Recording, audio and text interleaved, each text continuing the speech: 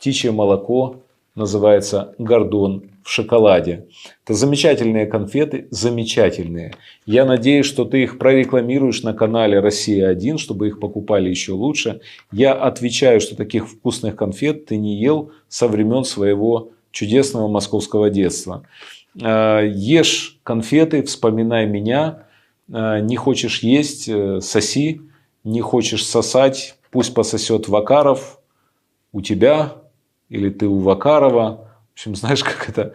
Сосем друг у дружки, а деньги в кружку. Кстати, про кружку. Вот у меня есть такая замечательная кружка. Она кажется черной, но она на самом деле с секретом. Вот если мы берем из термоса, наливаем кипяточек. Внимание, следи за руками.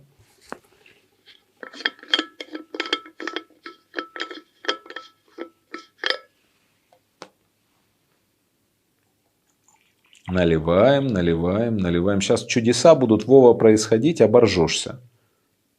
Наливаем. Закручиваем.